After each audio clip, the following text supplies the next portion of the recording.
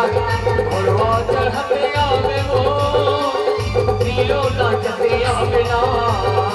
चलिया छुपते आवे वो नीलो नाचते आवे ला ला ला ला ला ला ला ला ला ला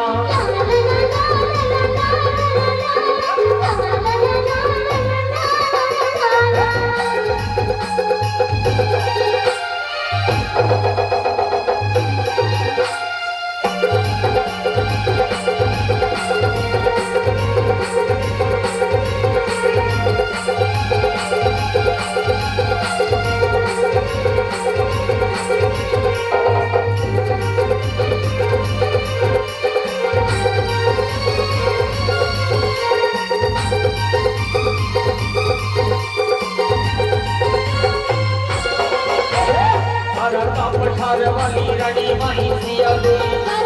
पठार वाली रानी माई सिया दे बारा पठार वाली तेरी सती गंदे वाली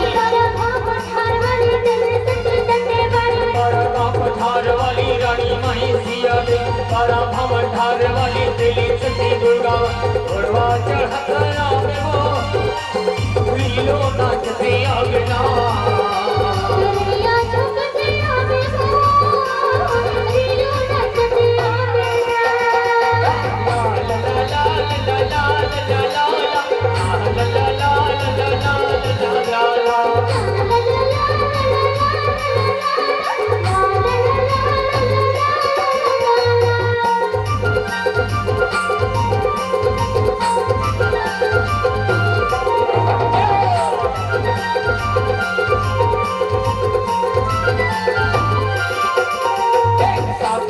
साथ कोई चंडी माई कहना रानी साथिया मेरे साथ कोई चंडी माई कहना रानी साथिया मेरे साथ कोई चंडी माई कहना रानी साथिया मेरे साथ कोई चंडी माई कहना रानी सब तरह हिंदी